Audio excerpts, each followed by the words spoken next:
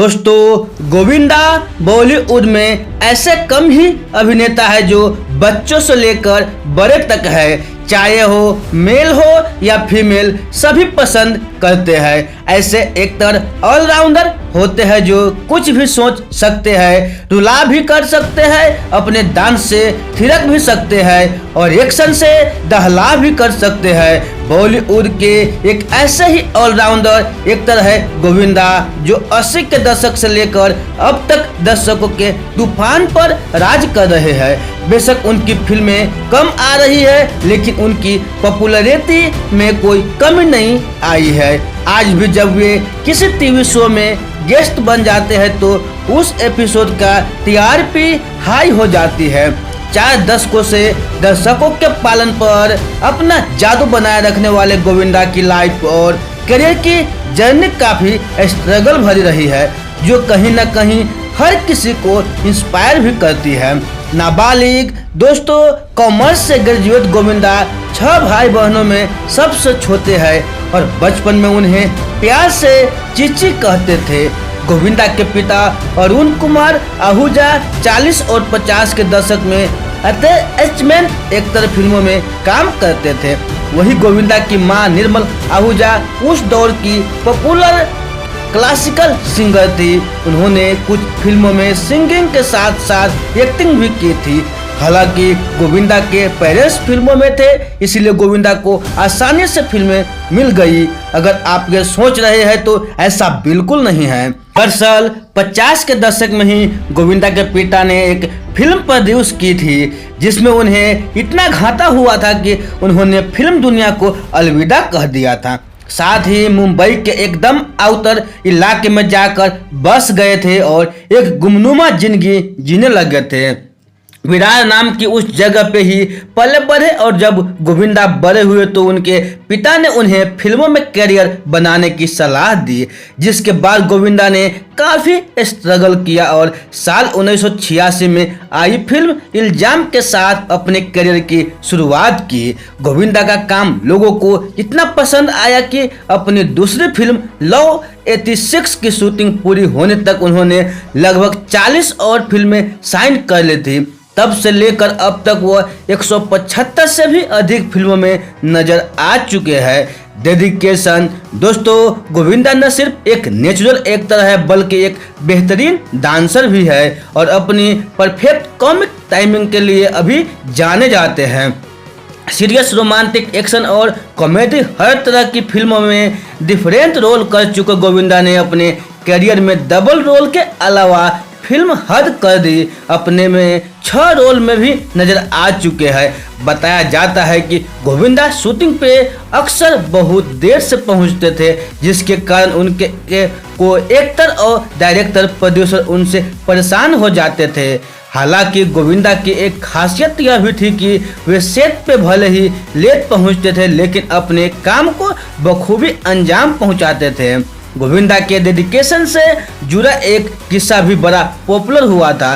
दरअसल फिल्म खुदार की शूटिंग के दौरान गोविंदा की कार का भयंकर एक्सीडेंट हो गया था, जिसमें उन्हें गंभीर चोट भी लग गई थी, लेकिन सिर पर गहरी चोट लगने के और खून बहने के बावजूद उन्होंने शूटिंग रद्द नहीं की। हालांकि इस बात के बारे में जब फिल्म के क्रू को पता चला तो उन्होंने शूटिंग कैंसिल कर दी थी, लेकिन गोविंदा डॉक्टर को दिखाने के बाद आधी रात को ही सेट पर पहुंच गए और अपने सीन को भी पूरा किया। सक्सेसफुल कैरियर दोस्तों, पिछले कुछ सालों में गोविंदा की फिल्में कम आ रही है, जो कि कुछ खास कमाल नहीं दिखा पाई, जबकि एक दौर था जब गोविंदा बॉलीवुड के सबसे बड़े और सफल स्टार थे। 90s में तो उनका जलवा देखते ही बनता था। आंखें राजा बाबू, दूल्हे राजा, हीरो नंबर 1, कुली नंबर 1 जैसी दर्जनों ब्लॉकबस्टर फिल्मों देने वाले गोविंदा के पास फिल्मों की लाइन लगी रहती थी। कामयाबी का दूसरा नाम कहे जाने वाले गोविंदा को उस दौरान कई ऐसी फिल्में भी ऑफर हुई थी, जिन्हें उन्होंने रिजेक्ट कर दिया। बाद में वो फिल्में सुपरहिट भी हुई थी। हॉलीवुड फिल्म अवतार समेत कई ऐसी फिल्में हैं जिनके ऑफर को गोविंदा ने मना कर दिया था, जो बाद में ब्लॉकबस्टर साबित हुई। दोस्तों, गोविंदा ने एक इंटरव्यू में बताया था कि चांदनी में ऋषि कपूर का रोल उन्हें ऑफर हुआ था, लेकिन फिल्म में वो कैरेक्टर काफी देर के लिए विकलांग दिखाया जाना था, इसीलिए उन्होंने इनकार कर दिया था। इसके अलावा सुहास कई की इस सुपरहिट फिल्म ताल में अनिल कपूर का रोल और संजय लीला भंसाली की फिल्म देवदास में चुन्नी बाबी का रोल भी पहले गोविंदा को ही ऑफर किया गया था। डायरेक्टर अनिल शर्मा ने भी अपनी फिल्म गद्दर की स्क्रिप्ट पहले गोविंदा को ही सुनाई थी, लेकिन गोविंदा ने उन्हें भी मना कर दिया था।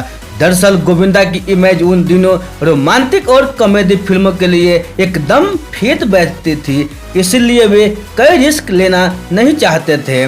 गोविंदा ने अपने एक इंटरव्यू में बताया था कि उन्हें जेम्स कैमरन की वर्ल्ड वाइड ब्लॉकबस्टर फिल्म अवतार ऑफर हुई थी, लेकिन उन्होंने यह कहते हुए फिल्म करने से मना कर दिया कि वह इतने दिनों तक अपने शरीर पर पेंट नहीं लगाना चाहते। हालांकि उन्होंने पहले ही बता दिया था कि यह फिल्म ब्लॉकबस्टर होगी और इसको बनने में काफ़ी वक्त लगेगा। गोविंदा ने यह भी बताया कि फिल्म का टाइटल भी उन्होंने ही दिया था, बिग मिस्टेक्स ऑफ गोविंदा। दोस्तों, एक समय था जब गोविंदा और देवी धवन की जोड़ी ने कई सुपरहिट फिल्में दी थी, लेकिन दोनों के झगड़े के बाद देवी धवन ने उस वक्त सलमान खान और संजय दत्त को फिल्में देनी शुरू कर दी थी और गोविंदा के करियर में गिरावट आने लग गई थी।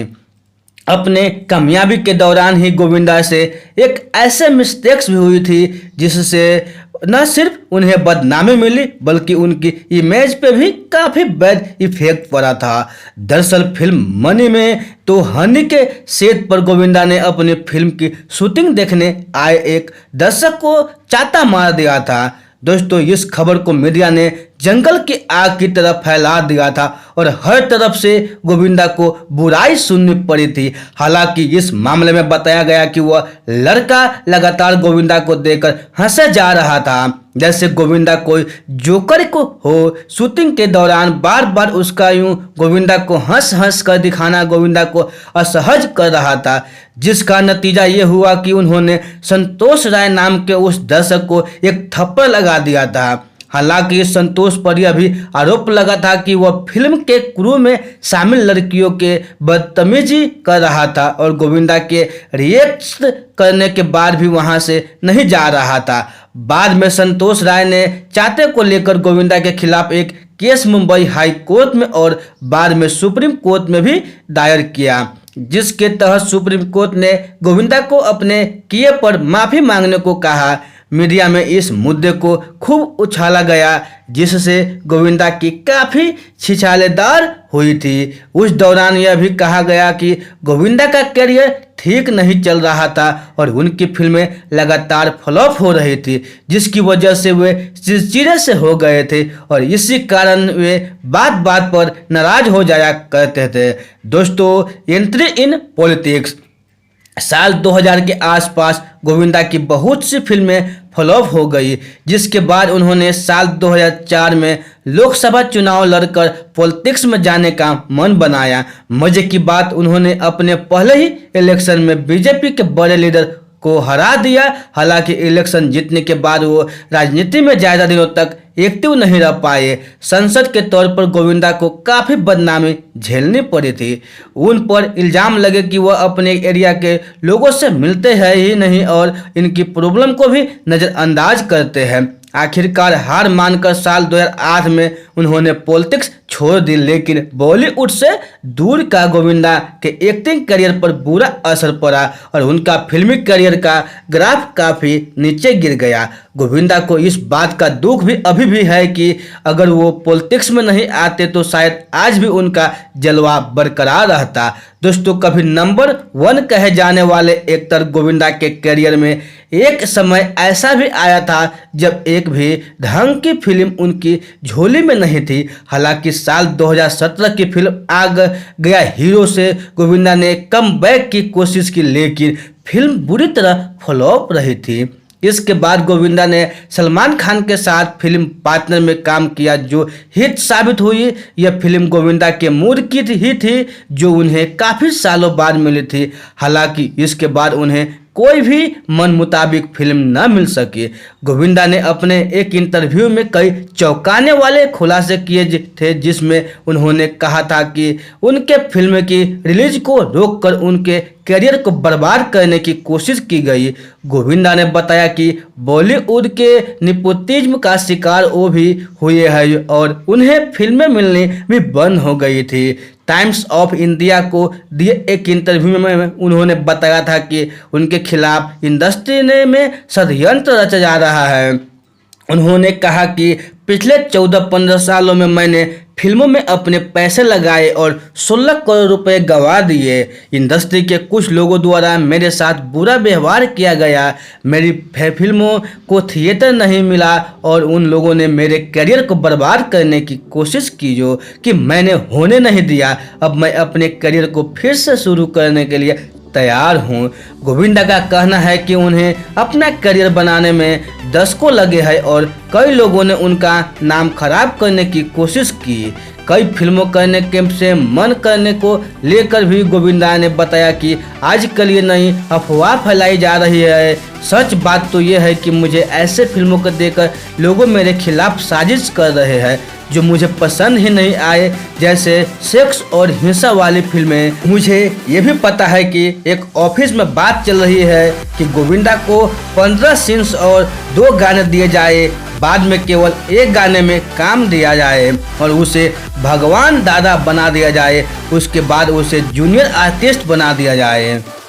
दोस्तों, अवार्ड की बात करें तो गोविंदा अब तक 12 बार फिल्म फेयर के लिए नॉमिनेट हो चुके हैं। वह एक स्पेशल फिल्म फेयर अवार्ड के अलावा बेस्ट कॉमेडियन कैटेगरी में एक फिल्म फेयर और 4 बार जी सिने अवार्ड हासिल कर चुके हैं। हाल ही में यूट्यूब पर अपने डांस वीडियो में नजर आए गोविंदा अपने डांस के अलावा अपनी गायकी का जलवा भी बिखेर रहे हैं। हालांकि गोविंदा पहले भी 16 और शबनम आंखें और हसीना मान जाएगी जैसी फिल्मों के जरिए कई बार अपने इस हुनर का परिचय दे चुके हैं। कुछ सालों पहले गोविंदा ने एक म्यूजिक एल्बम गोरी तेरे नैना से भी अपनी गायकी का जादू बिखेरा था और इस एल्बम के सभी सॉन्ग को फैंस ने खूब पसंद भी किया था। बहरहाल गोविंदा आज भी काफ़ी फिट नज़र आते हैं। उनके डांस को देखकर कहीं से भी ये नहीं लगता है कि उनके कोई कमी आई है। हाल ही में जब गोविंदा जी टीवी के dance India dance super moms reality show में बतौर जज नजर आए थे तो इस शो को हाईएस्ट TRP मिली थी। हाल ही में मीडिया से बात करते हुए फिल्म निर्माता रोहित शेट्टी ने कहा कि लगातार 10 साल तक उस इंसान को से सिर्फ ब्लॉकबस्टर दिए। गोविंदा और डेविड का मिलन 16 और शबनम यश किंग बाबू पार्टनर नंबर 1 और हसीना मान back to back hit film की तरह बनेंगे। मुझे नहीं लगता है कि उन्हें इनका सही हक मिल गया है, वरना वो सबसे बड़े सुपरस्टार होते। अब सोशल मीडिया है, इसे चलती ही है तो सब चिल्लाते हैं। उन्होंने 10 साल तक लगातार हिट दिए हैं। बहरहाल गोविंदा के फायदे में अब भी कुछ फिल्में हैं और दर्शकों को आज भी उनके फिल्मों का इंतजार रहता है। दोस्तों, यह गोविंदा जी की बायोग्राफी आप लोगों को अच्छी लगी हो तो इस वीडियो को ज़रूर अपने दोस्तों के साथ शेयर जरूर कीजिएगा। तो फिर मिलते हैं ऐसे ही अगले वीडियो में। तब तक के लिए आप खुश रहिए, सुरक्षित रहिए और अपने सेहत को अच्छी तरह से ध्यान रखिए और अपने परिवार से मिलजुल कर रहिए। दोस्तों, आप लोगों को